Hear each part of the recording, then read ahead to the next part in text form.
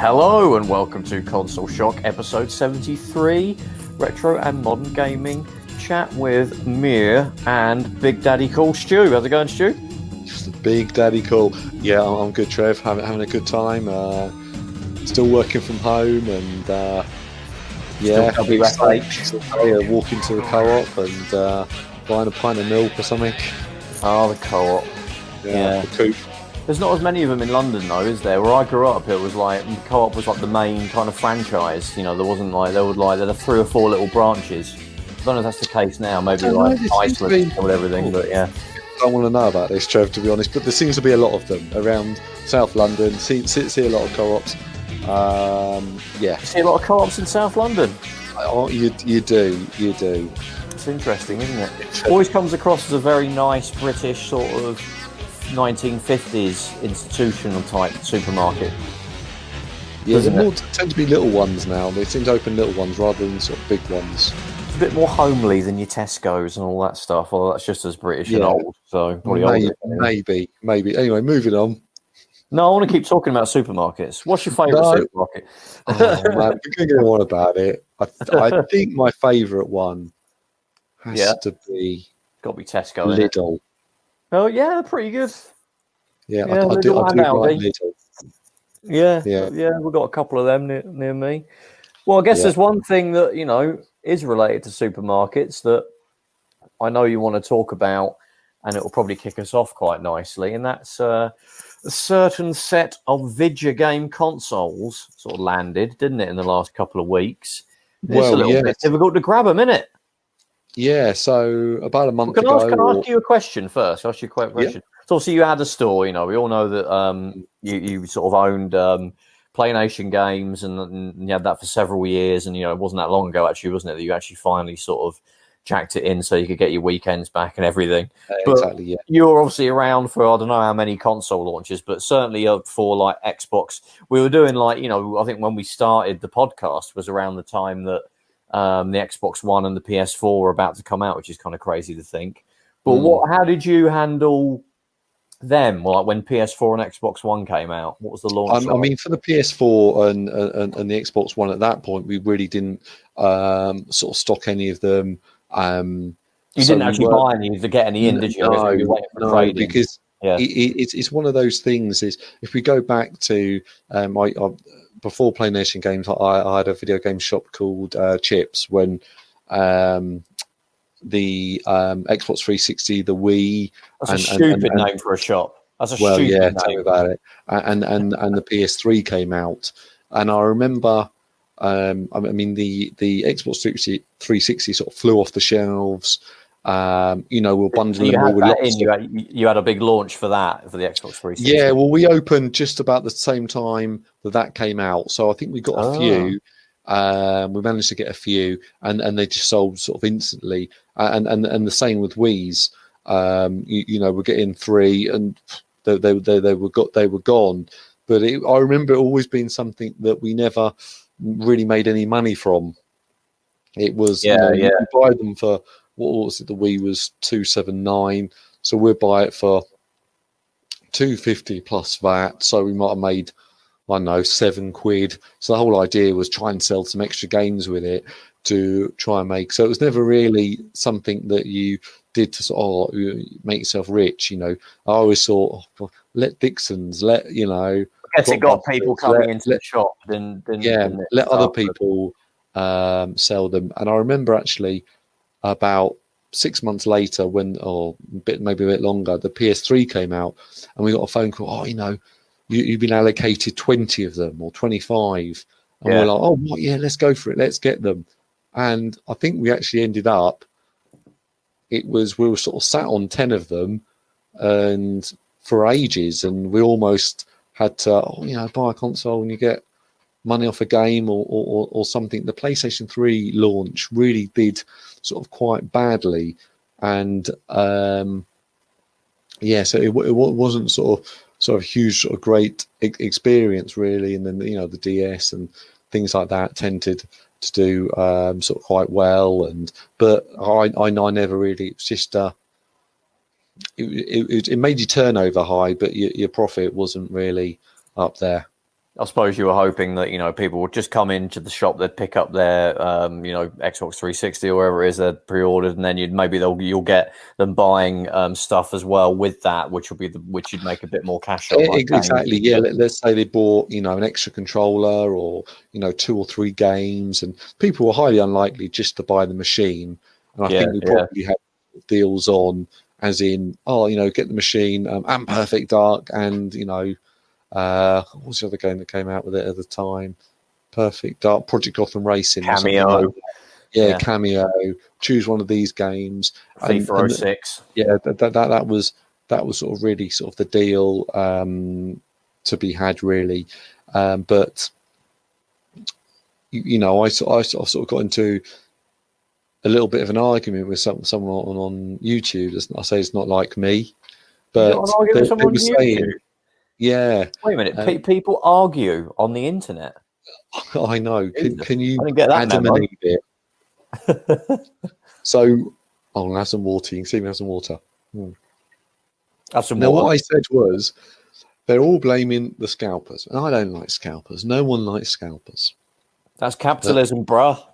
Well, exactly. And it comes down to, if people think, oh my god, I want to buy a PlayStation 5, I'm going to buy it for 900 quid. Well, you're a bit stupid, because after Christmas they'll be back down to 450 with a couple of free games chucked in.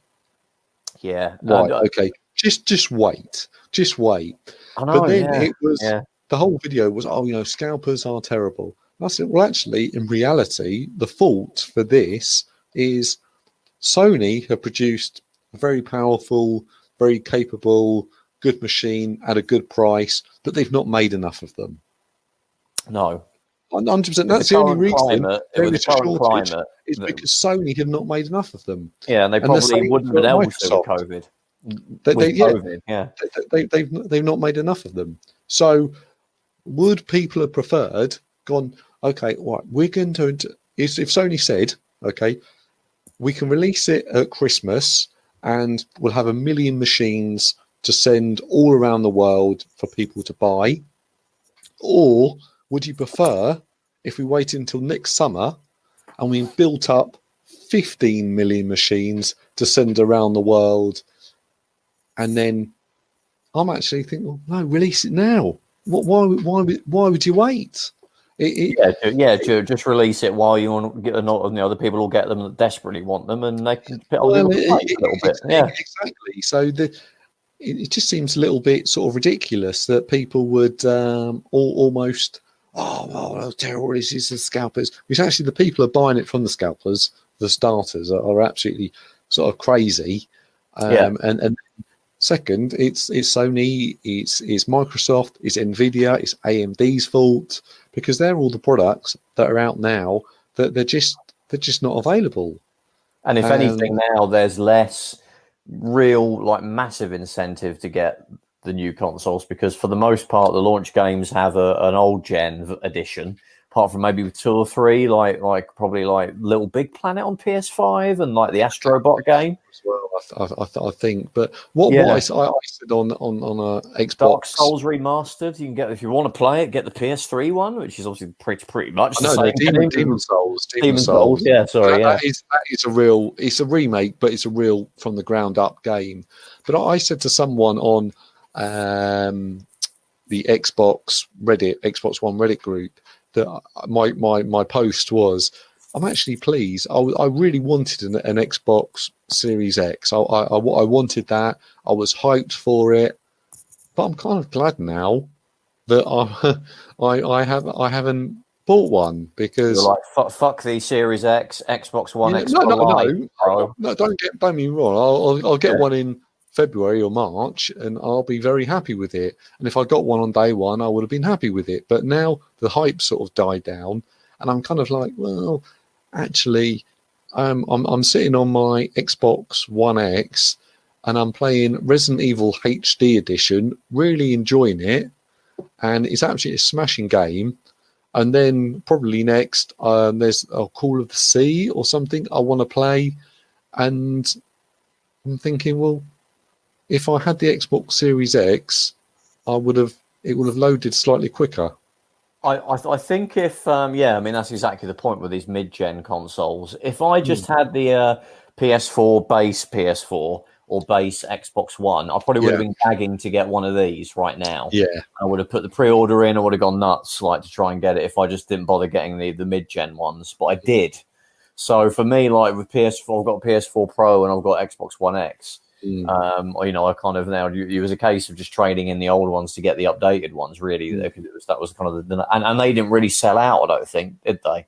Because they were all a weird kind of mid. I think I got the Xbox One X sort of pretty much on day one, and I got the PS4 on day one. I think I got the Switch on day one, and for me, I don't know. I've been lucky. I've gone to Amazon when they announced them, pre-ordered it.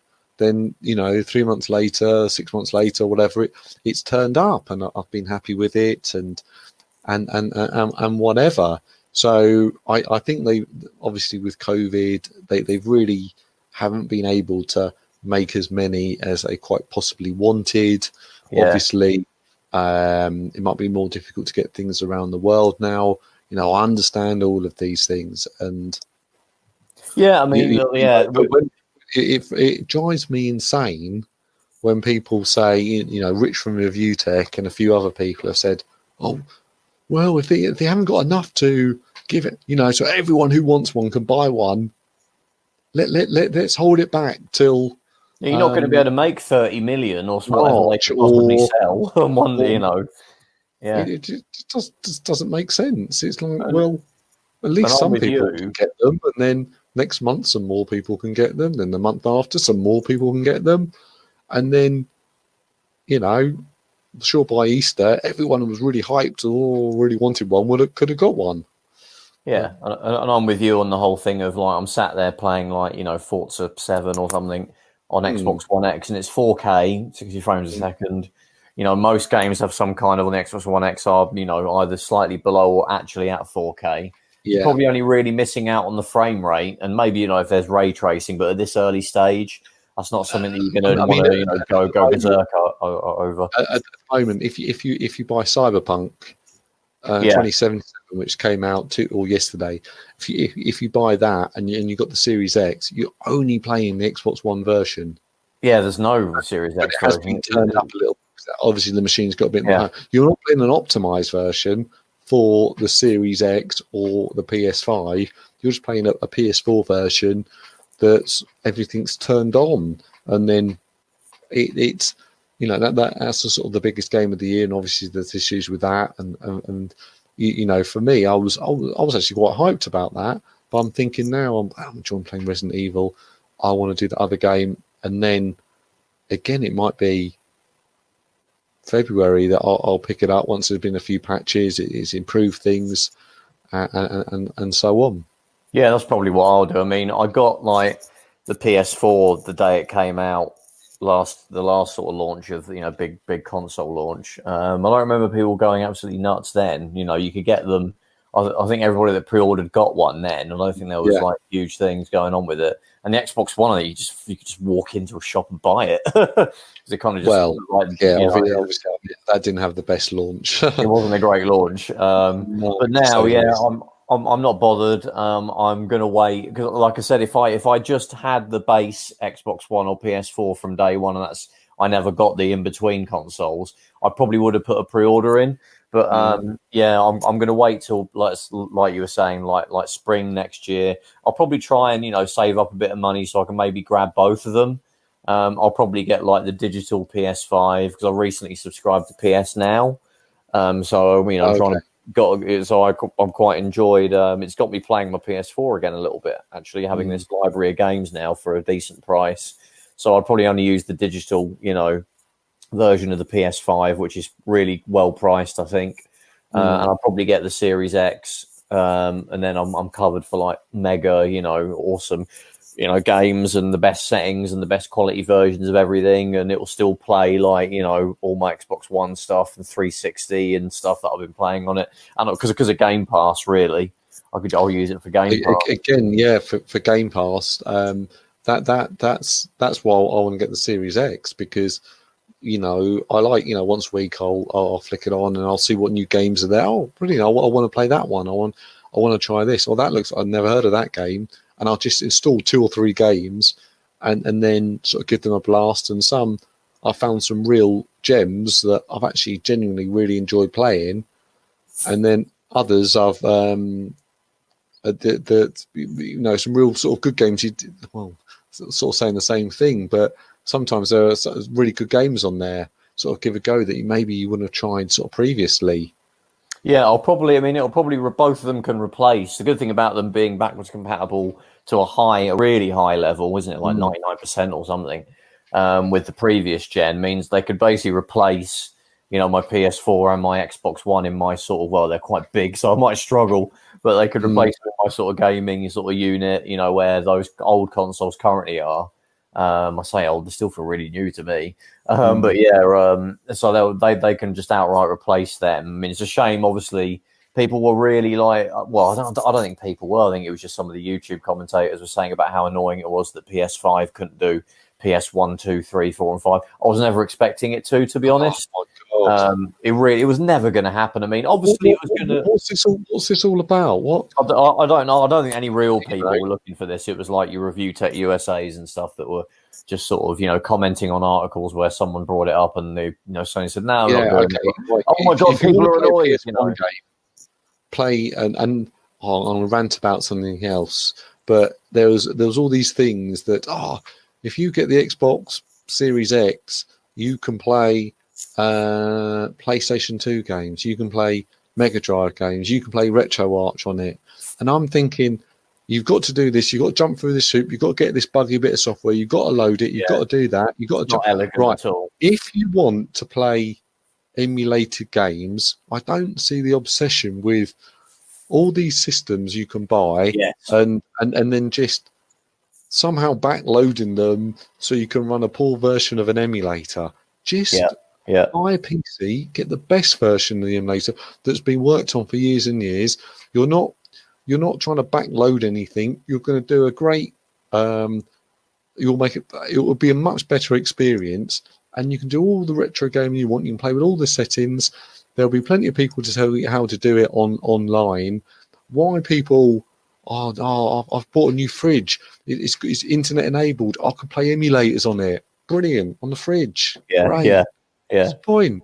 I mean, for me, it's like, I love my sort of fat PS3 because basically, if you grab yourself one of them, I know they're a bit unreliable, but you can get them off the interwebs. It's more easy to get like a Japanese one, really, because they just had more of the backwards compatible versions than we got, because they got it a lot earlier than we did in 2006. We got it in 2007.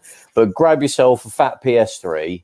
And you could go full on with it and jailbreak it like I did with mine. We've got a whole episode on that. Go back and have a look at that episode about jailbreaking a PS3. It's really, really, really cool system to do that. So it's out of the ones of that generation, I would say like the PS3 might be the best one to jailbreak, because the Xbox 360 is really difficult to do that with, and it's not something you can just do yourself. If you have to solder a chip inside it and sort of shit, which kind of rules out a lot of people from doing it, myself included. But the PS3 is a lot easier. It's software based. It's easy to do. So you can do that, and then you could basically turn your PS3 into like a dev PS3, a test unit, which means you've got. You could play PS1, 2, and 3 all in one system, which is great. And you can keep that with your PS5. If you've managed to get one, and then you've basically got a PS1, 2, 3, 4, and 5. With all in one. I can see the benefit of that, Trev. If you've got your PS3 region free just by doing a fairly simple software jailbreak, as much as you're saying, it's annoying to sort of configure this stuff, but it's easy to do. You then got a system you can just pop your PS2 disc in. Again, make sure you're dealing with a PS3. It's a fat one that can it's got the hardware PS2 compatibility. You can literally have a system that you can pop your PS2 discs in. You got a nice wireless controller that's basically identical to the PS2 controller and the PS1 controller and the PS3 controller. Everything will just work. It's a piece of piss. It's HDMI already. I've got to fiddle with getting all kinds of OSSC, pass-through adapters to your HD TV. It all just fucking works. really nice, really easy. PS1, 2, 3, all the way to 5, you'll be sorted. And I just get annoyed when people complain when they buy a console and they say, oh, Microsoft, Sony, whoever have they've locked the system, so you can't put your own software on there. Yeah, there's no. What do you expect? Yeah, exactly. They're very entitled to do that. What are you buying? Okay, yeah, buy yourself. If you want a completely open system, buy yourself a computer and do whatever you want with it. Yeah, exactly. I mean, that's what I have. I've got my PC. That's my emulator computer, and it's far easier to configure like annoying like files and emulators on a PC. Exactly, and people. I don't know. I'm sure they enjoy doing it, and it's good. But I think it's a little bit of a. And that stuff is awkward already on a PC. Like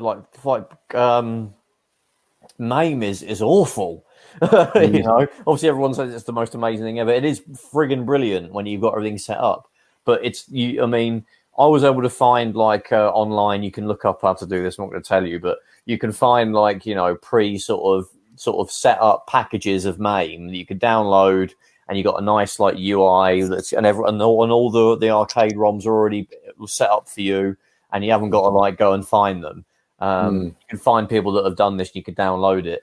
But even then, if you start a game, you've got to configure the button. Some of the button mappings will be off to an Xbox 360 controller, which is what I tend to use on PC for everything. You've got to configure all the mappings. There's some old games, like I was trying to get some Namco, like late 80s, early 90s arcade racers set up. They're a pain to get set up because they've got weird control schemes. Things like Ridge Racer and that aren't too bad. You can just say steering wheel, analog stick, left analog stick, accelerator, right trigger, left trigger, whatever. But you've still got to, configure it. And even things like Sega model arcade, the Sega like model arcade systems, often they'll default to the multiplayer versions. So when you boot the game, it'll be stuck in a loop where it tries to detect the other cabinets that it's supposed to be networked to, and it won't be able to do it. The point is, if that's difficult to do on a PC where you got pretty much control over everything, to someone, I've modded my whatever to play MAME or to do this or to do that. It's I don't know. I just think it's one thing I would be interested in, though, and you must have seen this video. That's why we're kind of talking about this. Modern Vintage Gamer is a great channel. He is a very good channel, but that's why I'm getting it all from. He's like, every machine. He just, I don't know. He wants to play Mega Drive games on it. Yeah. I mean, I'm definitely not to that level. Get yourself a Mega Drive, get yourself a PC, and I think that's my point. Is that I think for someone like you, if there's a particular need that you think will be really cool, you will make that effort, like jailbreaking a PS Vita. You'll be like, oh, that'd be great. I've done that, but I've not put one emulator on it. Yeah, but you've done it because it's something that you could see a practical use for. Because you're like, go on holiday, and I could have all these games on it. Yeah, 100%, and that's why I did it. I'm happy I did it. If I ever go on a plane again, it will be enjoyable to have that. Lots of games on it. Happy. Yeah. It's like an Xbox One S when you've got it. When you've already got PC and you jailbreaked everything else you owned. It's like, it's just the joy of it. I think that's what it is. I like Modern Vintage Gamer. If he's jailbroken or no, actually side loaded by going to the developer part, I think he did it. His Xbox Series S, because that's the only way he can play these older games. And if that's the only way you can actually play them, you haven't got any other way of doing it, then it is a useful sort of tool to have. But he's probably got 100 different ways of playing MAME. It's weird. You've only got to go. You've only got to go on like you. I mean, you're on Reddit and like someone will say you talk about the Mega Drive Mini and they'll be like, "Oh, great, I can play like the 30 games on it, or whatever." And you guarantee someone down in the comments will be like, "Just get a PC, then you can put RetroArch and play billion ROMs." Some people don't want to do any of that shit. Yeah, a MacGuffin, they can just plug into their TV and bang, it's done, and then they don't play it again. And they're not interested in doing all this stuff. Yeah, absolutely. Yeah. What are we meant to be talking about today? Oh, I don't care anymore. Something about supermarkets. Oh, yeah, the supermarket edition. There is what we've been trying to talk about several times, actually, but we end up going on a tangent because it's an interesting topic that we've touched upon, I think, before when we've talked about a specific console or a nostalgic memory about a console or a console that perhaps hasn't aged well because of this particular feature of it. And that's actually controllers, isn't it, Stu? 100%, yeah. So to start off, I mean, there's one that, again, we talked about this one a lot because I've got into internet arguments about this. And that's I know what you're going to say. I know yeah, you know it, right? You know it. You know it. What you're going to say. A certain Japanese company that has an Italian plumber as a mascot. Yeah. So they released a console that had a name that had a bit of a number going on in it. That was more than 63. I'll give you, so you got this thing. You probably guessed. Well, you're giving it away now, Stu. Jesus. I was hoping to build up to that, But yes, it's the N64. But but it's got the legendary kind of Trident controller. So the reason I've got into arguments about it is because there's one specific example, and I think I've mentioned this before. I don't know, I've mentioned this before on the podcast because we mentioned a lot of stuff. But yeah, this particular thing was someone was talking about. There was a discussion in like a Nintendo group on Facebook or something about GoldenEye, and this dude was really kind of pissed off that people were suggesting that GoldenEye hasn't aged well. Because they were saying, oh, it's kind of, it was awesome back when we were kids because nothing had come out that was as good as that, and it was awesome, and it was awesome and everything. But if you give nowadays, obviously it's the frame rate's super low and it gets mega jerky when there's a lot of shit going on, and the controller's crap as well. And it was you guys don't know what you're talking about. It hasn't aged badly at all. It's still great now, and I don't know what you mean. When I pick it up and play it, I love it. I still love it, and I've played Halo and Call of Duty and everything. And I sort of said to him, yeah, but dude, if you took a kid now, not even a really young kid, like a 20-year-old, someone born in 2000 is now 20. They already were a Todd. By the time they were even aware of video games, N64 was 360 had come out. That's to give it a bit of context as to what a kid would be used to now. If you said, right, I'm going to sit you in front of an N64, play some like GoldenEye, you're going to friggin' love this. He's going to grab the controller. And he's going to hate it because it's got one stick. He's got to awkwardly kind of hold it with one hand and the other hand.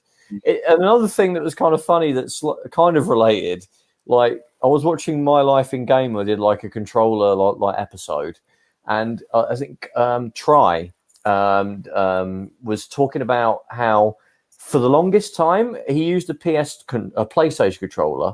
And he never realized that the idea of the L1 and R1 and R2 and L2, you're supposed to have your index finger and your middle finger are supposed to rest on both of them.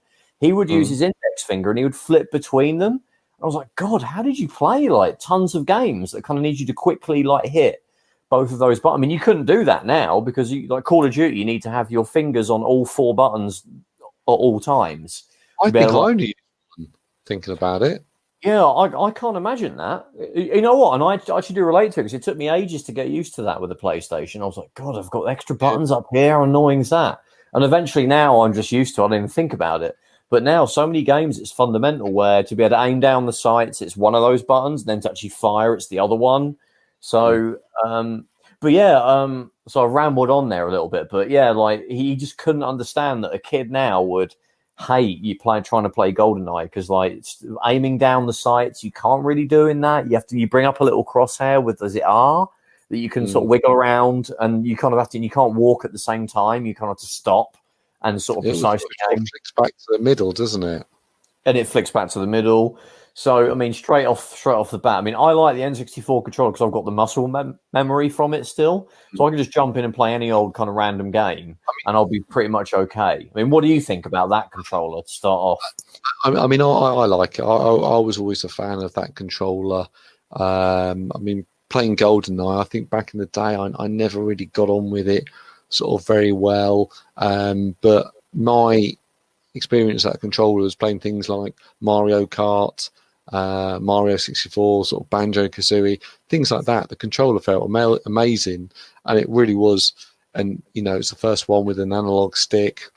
Did you ever play ISS 64 on with that controller? No. I think I may have World Cup 98, sort of the France. I may have played that with it, and to me, I liked it. But then you've got to analyze things in the time that they actually came out, and the time it came out, it was, if you think about what actually at the same time, PlayStation and Sega, they both really, the controllers were just an evolution of the Super Nintendo pad. Yeah, none of them had analog sticks. The PlayStation originally didn't have analog sticks. It was diamond just layout of the buttons. Yeah, it was just the same layout as what they had previously. Yeah, and then when the N64 controller, was released, I never remember thinking, "Oh my god, how do I hold it? Or what do I do?" It all seemed very conducive, seemed very natural. And then I think reading the magazines and watching Bad Influence and Games Master, I'd obviously would see how people would use it, and they'd tell you the new features on the controller a lot of the time, wouldn't they? Because it was so different. So I kind of knew, I was already clued up as to how you're supposed to use it. And I think like the manuals obviously said, for these sort of games, hold it with the 2 sticks on the end. For like an analog stick with the buttons type game, which is nearly all of them, I think, you just hold the middle with the middle stick and the one on the end. So I was always confused. People get weirded out by that. But then PlayStation and Sega both copied it by bringing in obviously the analog stick. They thought, okay, that's the way forward. And to be honest with you, I would actually say that the original DualShock with the 2 analog sticks, it's that design which came from the N64 controller. It's what we have today. Yeah, and it's interesting because having the 2 sticks wasn't really used on the PS1 much. Like there was you never used the right stick. No, it was only I think. Well, obviously a few games that used it for various things. Well, I remember was marketed as the first game that kind of required it because you had to use the other stick to like flick your weapon. It wasn't like a camera thing or anything, but yeah. I was going to say not Alien Trilogy, Alien Resurrection. Resurrection. That was the first game that had, the left stick to sort of move your man forward and back, and then the right to aim. And it's quite funny when you pick up an old classic game, and it might be a first person or it might be whatever it is, and then you start trying to move the camera with the right stick and nothing happens. Hold on, what's going on? So I always sort of find that funny how these things are affected, and it's quite interesting. Yeah, it wasn't. I mean, there obviously were quite a few FPS games on the PS1, but you don't really sort of think of, when you think PS1, you don't think really FPS, do you? Really? There's like Medal of Honor and that's exactly what I was going to say, Trev. Yeah. If you picked up Medal of Honor on the PlayStation 1 and I said, see how long it take you to complete the first level, you'd be dying, you'll be walking, you wouldn't know where you're looking, it'll be too sensitive or not sensitive enough. It just wouldn't feel right. You'll be shooting with the X button, and all the buttons would be in completely the wrong place. And the problem is with first-person shooters on the PlayStation 1, the N64, I think they all just had a go at, let's just try and work out a way of using all the buttons. Let's use it differently to everyone else. And every game had a sort of different combination of buttons. And it wasn't until Alien Resurrection and then obviously into the PS2 and It's amazing. I think people undervalue or don't really give the DualShock the credit it deserves, because on one hand, obviously, the obvious thing is it pioneered having 2 analog sticks, which became standard to this day, and it's the perfect setup for so many games. And also, like, the actual way they manufactured the sticks, they're not really sticks as such, are they? They're kind of like on like a rolling ball shaped thing. Yeah, and then they're actually much better built than the N64 sticks. Where they seem very fragile, and I always remember that I remember buying Metroid Prime on the GameCube, and I was like, right, this is a real good first-person shooter, and it's got the jankiest controls. It's everything's done with the left stick, and you can't just dive in now if you just played a. No, I remember really enjoying playing it at the time, and then years later, I think I bought it, so I might still have it somewhere, and I was just like, what's going on with these controls? It's completely wrong. Yeah, it's unbelievable. And I don't think you can rebind them, can you, to look like something that maybe is a bit more like muscle, works better with your muscle memory. I think there's no way of changing them.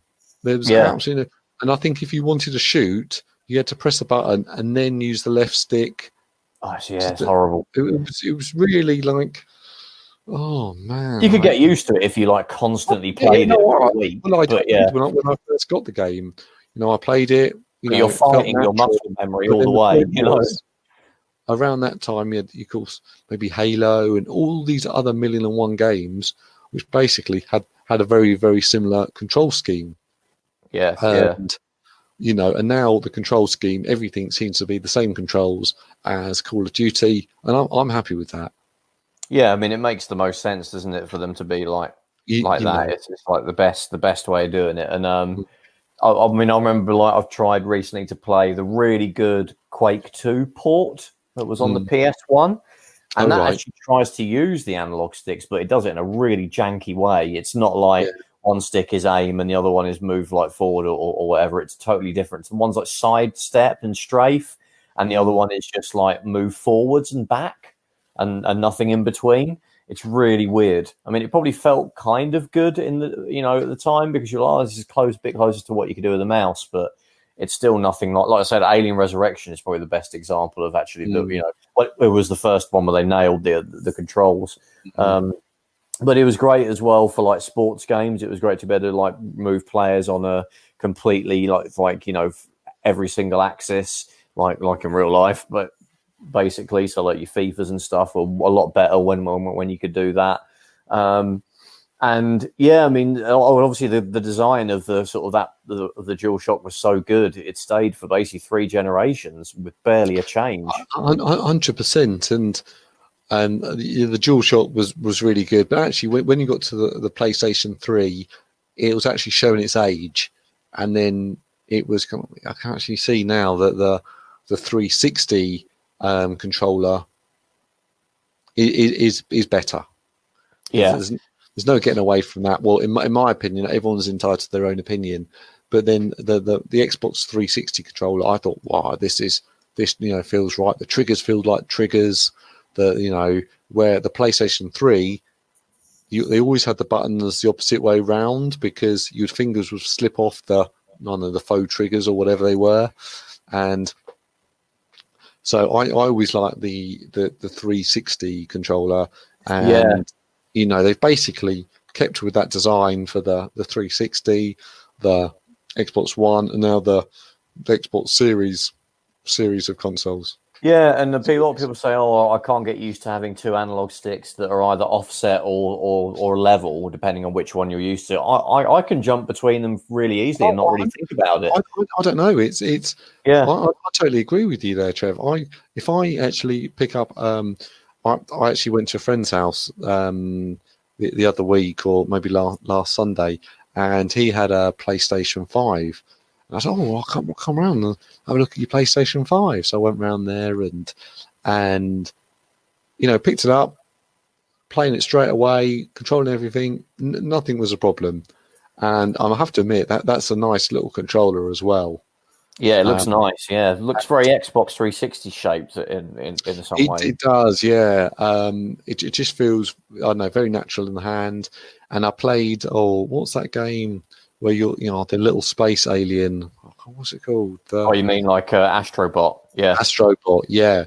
And sat down there playing it, and all the force feedback, and that the like when one point you were skating on ice, and it felt like you were skating on ice somehow, and it just felt like such a good experience that I think that's actually the only game I played. And just because what's the point in trying to get into an adventure game or something? It's you're only here for a short amount of time. It wouldn't mean anything, but I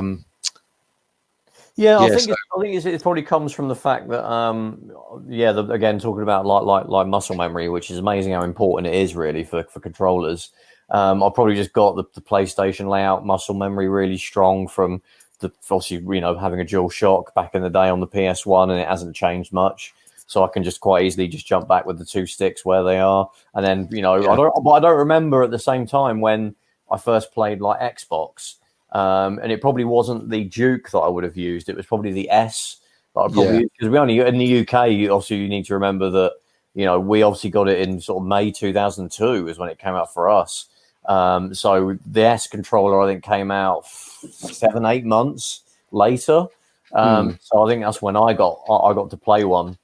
And I don't remember holding the controller in my hand and going, "Oh my god, the analog sticks are so weirdly placed." I don't think it really bothered me that. No. I have to admit that original Duke controller. I like to hear your thoughts on it, but I was never a fan. It had that black and white button. It only had a trigger on each side. It didn't have the second button at the top, shoulder button, and that original Duke button controller. I'm very. I wasn't a super fan, and when they made, I don't know, a couple of years ago, they made a big fuss about, here's an Xbox One version of it. Everyone's been asking for it. Really? Yeah, was everyone asking for that? I've got a soft spot for it. I quite like it. The only issue that I have, obviously, it is very big, but I don't really have too much problem with that. The only sort of main issue is the buttons are a bit funny shaped and a bit small, and when you're playing like a multi-platform game that's very, as in, I say multi-platform, one maybe that was made for the PS2 first, like Metal Gear Solid 2, the layout is a bit annoying for a game like that. You can get you used to it, but it's a bit annoying. But yeah, it's I quite like that controller, but it is, I can totally get why people don't like it. I mean, the black and white button, it's nice having 6 face buttons like a Mega Drive controller, because there's a lot of 2D beat 'em ups, or a lot of beat 'em ups generally on the original Xbox. Like there's a lot of there's a few SNK games. There's some Street Fighter. There's the Street Fighter Anniversary Collection, and obviously Dead or Alive and all that, which will work really well with 6 face buttons. But yeah, some games you do miss those extra sort of R1 or R2 and L2, whatever you want to call them. But the same for the mode. You can, the backwards compatibility that the Xbox 360 has with the original Xbox, you can just basically and a lot of the Xboxes now can work with a selection of original Xbox games. You can use like a 360 controller to play. And they map the black and white buttons to one of the old, I think maybe LB or RB. I think they map them. So yeah. I mean that's it. I mean, I've got an original Xbox, but I mean, I've talked in the past that I really did like the 360, but the Xbox original, that generation, I always had the GameCube and the PlayStation 2 were always sort of my favourites at the time, and in the original Xbox, it was all these PC games on here, and it was never something that sort of really sort of grabbed me as and I don't think I was too concerned about playing online. And I remember, actually, I don't know if I mentioned, I lived in Canada for a year after university, and so I had a mate over there, got them, said, you got to come around to my house, we're doing 4-player Halo. And I think at this point, I think I'd maybe my last year at university, I didn't do too much gaming, and then of course sort of traveling, you don't really do much of that. So I was like, oh, well, okay, yeah, well, cool. We'll go around and have a few beers, and I'll meet your mates. Cool, it'll be a good laugh. And I'm playing Halo, and I was just like, I can't get on with these controls. The sort of the two analog sticks, and talking about how intuitive it is and how natural it is. I think then I was the guy sort of walking forward, then turning, then looking up and wanting to look down. It made no sense. Spinning around and looking up and down. Exactly. I was the fool in the corner that everyone was just shooting. And I was like, oh, no, I don't like it. So I don't play anymore, because Halo's, one of my favourite sort of series of games now, to be honest. And but thinking about it then, he had a great big TV and the Xbox, and 4 controllers, and that was a top of the range machine at the time, the most powerful console, and I just couldn't get on with it. My probably my least favorite controller out of all of them, and that includes the Dreamcast, which obviously it is annoying because people will get annoyed about the cable. I didn't really have any issue with that. It was more the lack of 2 extra buttons that it's missing, which can be a bit annoying, and an extra analog stick. But for the games that it had, it was fine. But I actually find the GameCube controller, I don't actually like it that much. A lot of people like love it and say it's amazing, but I find it really annoying. I like it. It just feels good in the hand. It just feels good in the hand. It's got all the buttons really sort of where they should be. I think there's far too much travel on the triggers, and they get very. Oh yeah, you have to really. They're really sort of spongy. I find that very annoying. The third-party ones, they're really, really spongy. Yeah, there's the awkwardly placed Z button. I'm not quite. I mean, the thing is, they made that controller. Their pure thought was, let's make this controller for Nintendo games, and let's not think how I don't know how Call of Duty Finest Hour will play. Okay, they'll just have to make it work, and let's try and make this controller really good for Nintendo games. But then when you had the PlayStation controller, actually that didn't quite feel as comfortable to me, and I didn't quite like it as much. But overall, if you consider like fighting games, first person shooters, racers, it was actually the better controller overall. I do like the D-pad I think is a bit shit as well, but the 2 analog sticks too small. The D-pad's too small. From the Game Boy Micro or something. Yeah, it's not even as good as like the Super Nintendo or the NES D-pad, which is odd because obviously that's their own, D-pad. But the analog sticks are all right, and people moan about the C button. I've never had too much trouble with it. The button layout is really good on the face buttons because we've got a big giant A button, but then you can very easily sort of roll your thumb, to any of the other buttons, which you can't really do with the diamond layout. You kind of have to have your button sort of on one, and you'll be able to get to the one next to it, like B and A or something, but you can't necessarily reach the top button or the button on like the right side of that button. So I like the way the buttons had they were a different shape. Yes. So you kind of knew actually which one you were pressing from the shape of it. That's right. Yeah. Sense. So that was good. So I did like the button layout. But yeah, generally it's a bit of a mixed bag for me. So I'm not a fan. And then if we go further back, to let's say, we talked about the PlayStation. The Saturn tends to be, people say the controller for the Saturn is the best 2D sort of game, controller ever, and I think I agree with that. On the head there for the types of games that came out on the Mega Drive and the 2D games that came out on the Saturn. Actually, the Saturn is a brilliant controller, but then if anything's sort of like 3D or something, God, it's an awful controller. Yeah, and the 3D pad isn't that great either. It's got a weird like analog stick, which sort of in a weird springy way. The D-pad isn't great. It's okay, but there's not a lot of games that you need it for really, like Knights. I think it's probably the main one, isn't it? Burning Rangers or something, I suppose, as well. But there's not really many 3D like Croc. There's hardly any 3D platforms. It's basically just Croc, I think.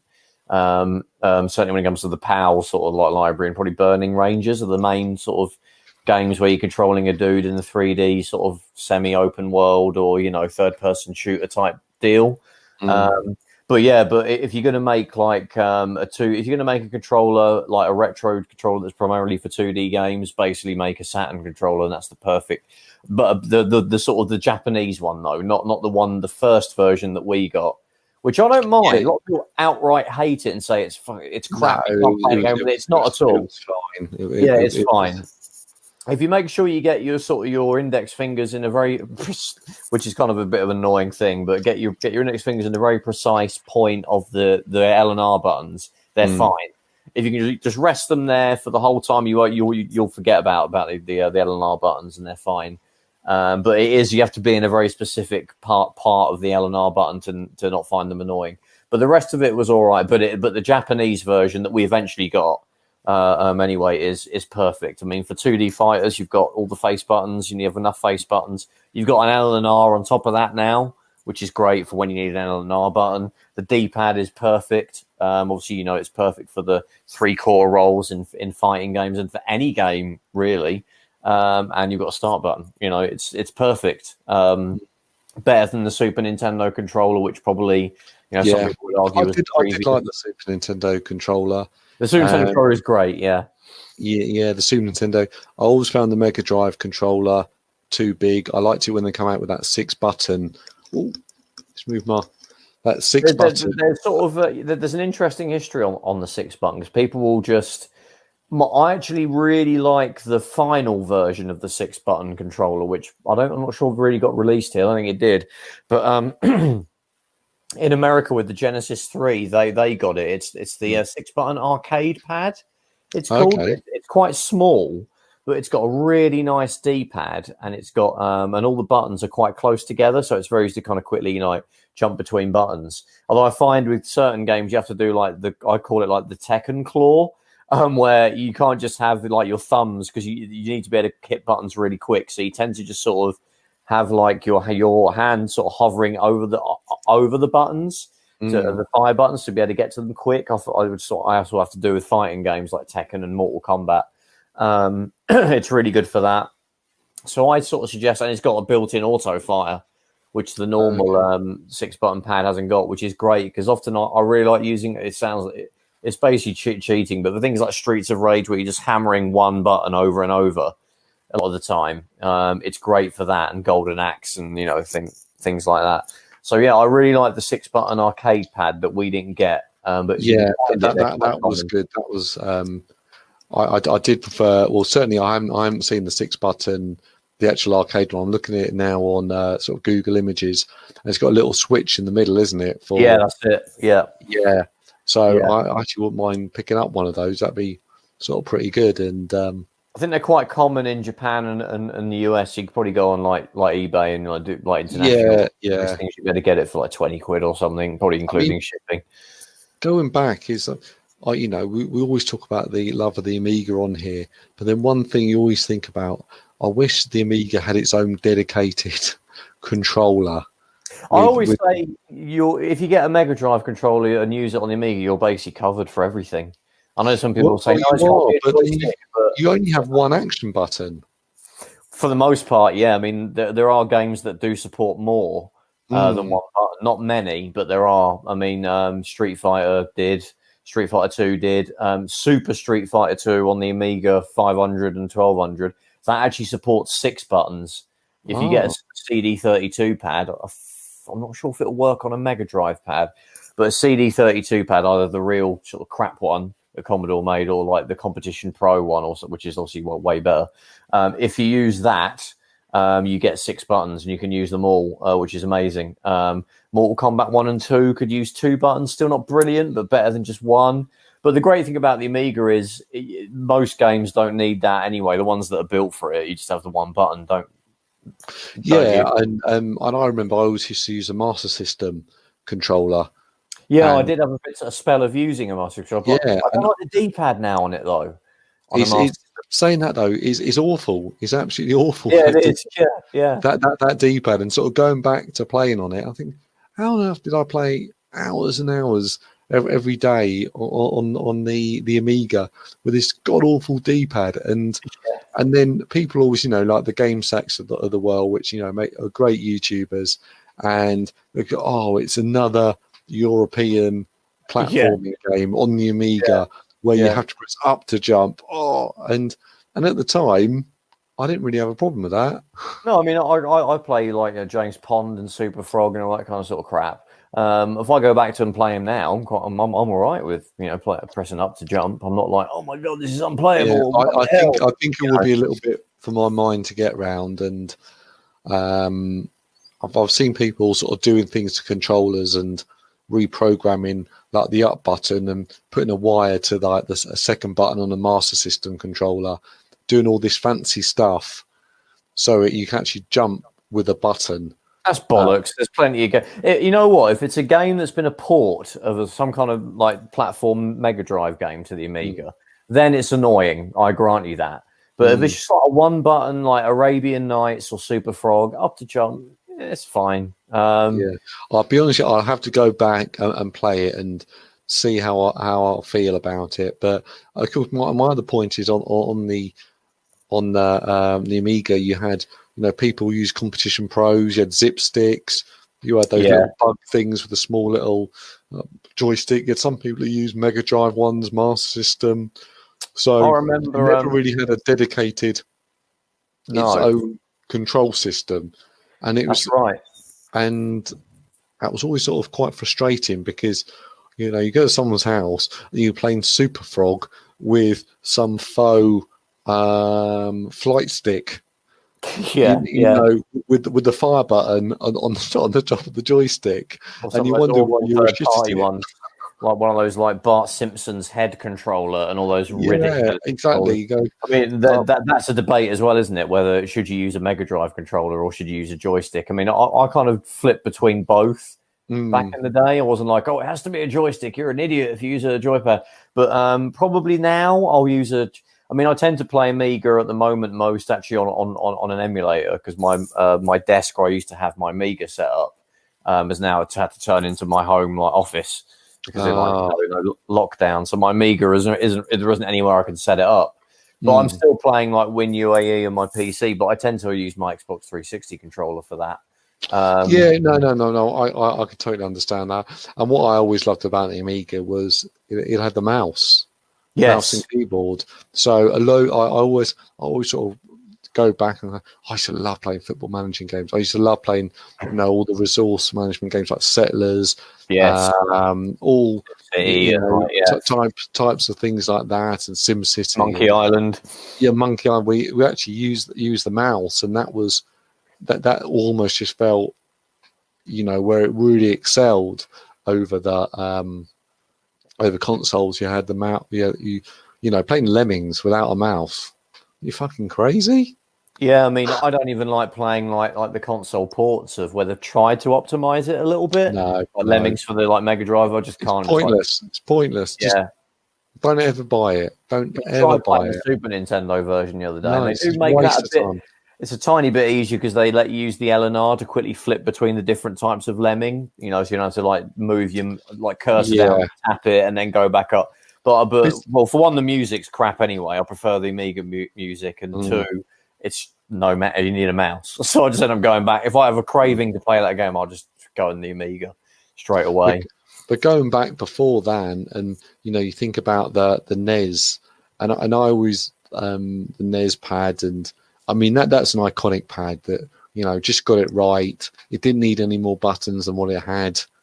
I don't think there's any complaints about it at all, is there? No, it was absolutely perfect. Yeah, it was so simple yet so perfect. And then, but you go back before that, and why that looked so good, because I mean, like the Atari, the controllers were awful.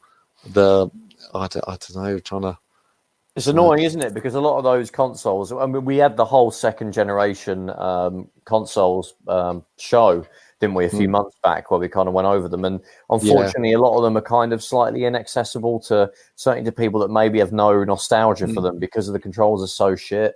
And a lot of them don't really have a solution. The only one that's kind of adaptable is the Atari 2600. You can just plug a Mega Drive controller in. Exactly, for certain games. Yeah. And some you use the paddle and thing. But I remember years ago in the shop, we got, I want to say in the television, a ColecoVision, something like that. The one where the controllers are on sort of telephone leads. Yeah, you got the telephone leads, you got the number pad, and we put the game in, we got it on the screen, and between me and a member of staff, I think it was Chris at the time, we couldn't work out what the fuck, how do you control it? What are you meant to do? It was like one of those videos where you like today, you give a 5-year-old a dial-up phone, and you go, phone your mum.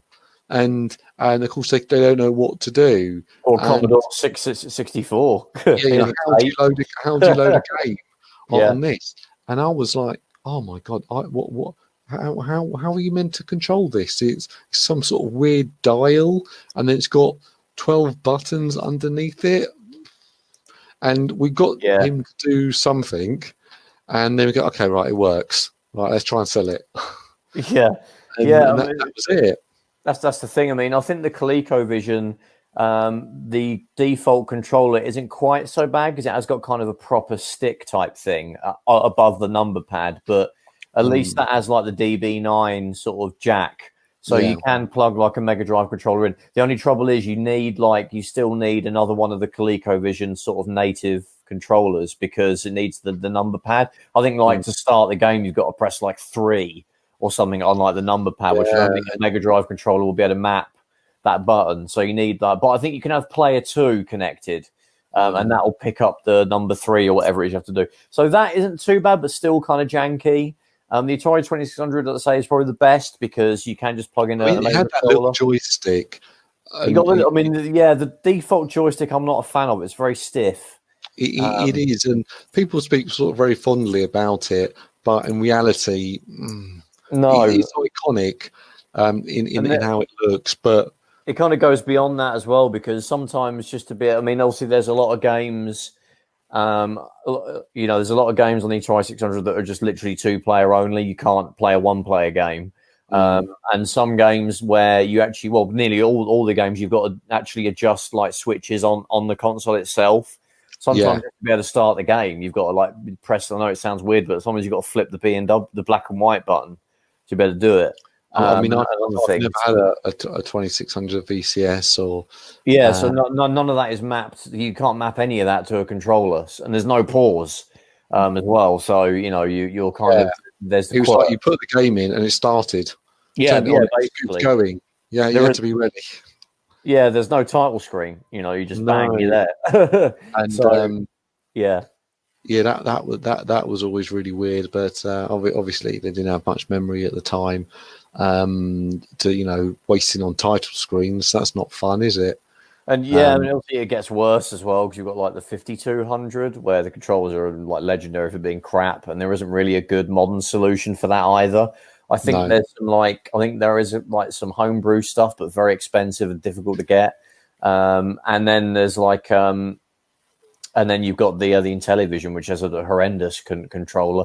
Again, you'll get, you'll mention that on a forum, and so you'll get people that will argue against saying, no, yeah, but that's what it was like then. No, the controller was crap. Even then it was because you've got a weird dial, and you've got the number pad thing again. You can't. The controllers are hardwired to the unit, so you can't just plug in like a Mega Drive controller. So yeah, they're probably the most difficult ones to. The other controller issues I've mentioned, like just the fact, like the Xbox 2 controller and the GameCube controller and the N64, you can get around those issues and get used to using them. But the stuff like from that second gen literally could stop you playing the console. They're that clunky and janky. I mean, if you go back to them, and unless you've got real fond memories of them, or you've got real perseverance to try and. But before we finish, I'll ask you one more question, Trev. What third party controller for sort of any system, new, old, new, do you sort of think very fondly about? So not necessarily one that because I owned it, but because it's just so much better than like I don't know what you'd call it, like the native controller for the console. I guess is the one that it came with that was made by the company. It's probably like the Competition Pro CD32 controller. Okay, yeah. Oh, was that the Mega Drive shaped one? Yeah, it's basically a Mega Drive controller. It's not actually as good as like the original proper Sega Mega Drive controller. The D-pad isn't quite as good, but it's absolutely like a billion times better than the CD32 controller. It's got a nice D-pad. The L and R buttons are good. It's got it's got the face buttons on there. The 4 face buttons are really nice. Turbo switches. So basically get that and you're absolutely sorted for all Amiga systems, not just the CD32. You're covered for regular Amiga as well because it can do the games that can have up to 6 buttons when there's games that allow for that. So yeah, that is one of the best examples of like a third-party controller. Because I feel like when I think about controllers elsewhere, and obviously we've talked about the second gen being very difficult anyway, but anything other than that, I find that the standard sort of controller that it came with is often one of the best controllers anyway. Maybe the Master System. 100%. The Master System's got a bit crap controller because of the D-pad, but you can just plug a Mega Drive controller in and bang, you've got an awesome controller. So yeah, I mean, what are your thoughts on that? Well, I was going to say mine sort of thing about is the N64's Retro Fighter controller. Probably, yeah. I mean, you've got one of them then. I bought one, and I was like, oh, actually, this does feel better than the original controller. It's got a much better sort of analog stick and all of that. And so you've tried playing all those classic sort of games that was kind of made for that control for the original. Yeah, Mario. It feels better because it's one of those things where the original controller, the sticks can get very loose, wobbly. So you have a lot of like travel in the middle, a dead spot where you tend not to get that with the newer controller. So it feels more like you're holding a GameCube or a 360 controller. Then it's got like the analog stick feels like a GameCube one. So to me, it's leaps and bounds sort of better, but I'm not taking anything away from the original one, which I'll still state is iconic. But one thing we haven't talked about, which I'll be interested in your opinion on, is the Wii controller, the Wii setup. Oh, fuck that. My fault. No, you're rubbish, wasn't it? Into the podcast. Waving your arms around like an idiot. Yeah, you know what? It's just the whole where it died was just the fact. Obviously, initially when you start playing a Wii, like let's go back to 2006 and pretend we're still in our like 20s again, which is a long time ago. But unfortunately, when we first played it, it was this is really cool. We get to like I'm swinging the golf club, I'm hitting like the tennis, I'm moving the tennis racket around. But then when you realize you can just sit down and just wave your arm up and down, you get the same results, and just the whole thing just died completely for me. Obviously, it's actually the D-pad's good, and like when you're playing like a retro game, anything. But the trouble is, anything beyond the NES game, you're kind of buggered a little bit because it's nothing like a SNES layout. But then I guess you can't be too harsh on the Wii because you can just plug a fairly decent like Wii Pro controller in. And then you're covered really for most games that will let you use it, which I think was probably nearly all of them, ? And a lot of people have said, oh, you need to try Pro Evolution Soccer on the Wii. They absolutely nailed the Wiimote control with the nunchuck, and it just still looks. I'm like, no, I'll just play it on Xbox. I remember sort of people saying you could sort of point to the screen as where you wanted the pass to go through, and things like racing games. You look fucking holding it like an idiot, and actually, I just want to use a thumbstick. Honestly, please just leave it as that. Leave it as that. Yeah, the only thing where I think they have really good value is light gun games. Because the Wii and actually, I think the Wii and the PS3 were the only sort of 7th gen or 6th gen consoles. No, it is 7th gen, wasn't it? The only 7th gen consoles that had any light. There was no Xbox 360 light gun games. They were only on the PS3 and the Wii because they had like a Magic Wand type controller. Because I was playing the other day with my girlfriend, I was playing House of the Dead 3 on the PS3 with the PlayStation Move controller, and it was great. It was super accurate. We could even just sit down and we could play it sat down. It was still aiming perfectly. You could, if you felt it drifting a little bit, you could just pause, quickly calibrate it. It took you 2 seconds, bang, jump back in. We didn't have like the gun sort of attachment, so it feels like you're shooting a gun. But it was still really good fun. And it was more accurate than probably the light guns were back in the day, like the Gun Con and the Saturn, Virtua Gun and all that kind of shizzle. So for those games, and I think the Wii had a lot of them, didn't it? It had like House of the Dead 2 came out. Was there a Ghost Squad and Virtua Cop? Yeah, there was quite a few games that had that, and I always used to, it's the best system for light gun games. But then you got to, it was so many games sort of like they were almost like, okay, we've got to use the motion control, and it ended up making a worse game than it didn't add anything to it. Yeah, I mean thankfully they basically fixed it with the Wii U, because the gamepad, I know people like look at it and think, oh, it's ridiculous holding a giant controller with the screen. The stick's really good. The D-pad's good. It doesn't feel awkward at all. It's really comfortable to hold. I really like the Wii U gamepad. And the fact that it had a gamepad as its default controller meant the games that came out were, fairly normal, really, weren't they? There were ports of, 360 and PS3, and it had its own games. And you could control them normally if you wanted to. And that was kind of the default, if anything. There were games where you could use the Wiimote, but it was more like an option when the Wii U was in. Yeah, some games you use the Wii remote, but the thing is with the what you haven't mentioned about the Wii U controller, the thumbsticks were, because on the PlayStation and the Xbox ones, the ones on the left are the ones that just flip around. But then on the Wii U controller, one thumbstick's in the top left and one thumbstick's on the top right.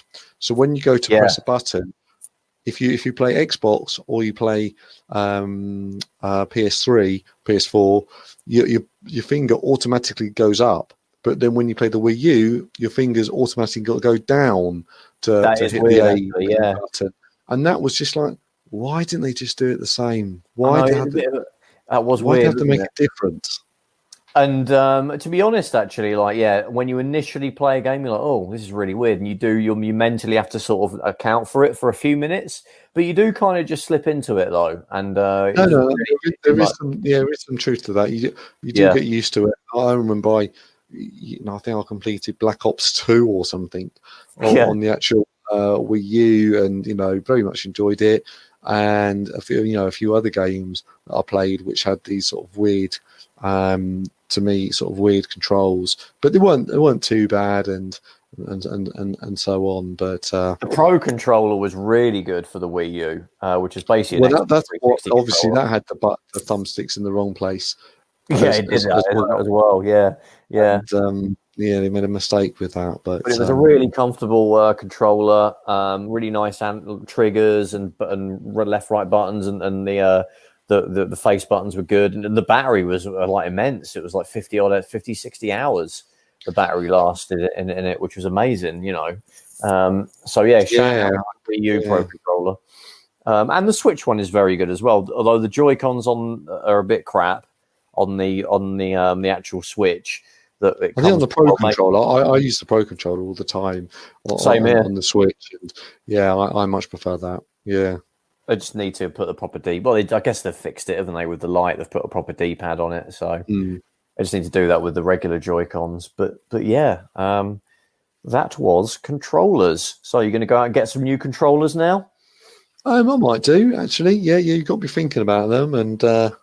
You're going to play a Mega Drive, use a Mega Drive controller on the old Amiga? Oh, I could get an Amiga first. Yeah, that's a good point. You still haven't got one? I know, terrible. I'm not you, nowhere to put it. It just takes up so much space. We just need people to start sending us stuff like 8-Bit Guide 312 Amiga 1200s on the floor. Oh, yeah. We need to get to that point. In the way, didn't they? These Amiga 1200s, so you get sent. I'm jealous. Right, so where can you find us, Stu, on the interwebs? Right, we are on Twitter, so tweet us on there, and we get quite excited when we get a tweet, so tweet us on there, and then I'll 100% reply to it, And then you find us on Facebook under Console Shock. You can find us on Stitcher, iTunes, and we're now on Spotify. Oh, wow. So, I tried to get us on Spotify ages ago, and it took like 7 days for you to be approved. So I was like, right, okay, it's been 2 weeks now, we're not approved. And then, of course, you can't speak to anyone to go, oh, I you approved us. Then months later, I just checked. I go, oh, we're actually on there. Brilliant. So, yeah, we're on Spotify as well. And you can find us on YouTube, Console Shock on YouTube, and our website, consoleshock.net. We never really look at the website. It's just how to get all of the podcasts to all the different podcasting people. So don't message us on the website. Message us on Facebook, on Twitter, or even on YouTube. Leave a comment, and Trev loves to read them. I love to love to see all the ones we get in our spam filter, which we get lots, of course. And and we don't get enough comments on our YouTube channel, do we? So please, any urge to say we're like crap or anything, or we don't agree with anything, go for it, man. Just go for it.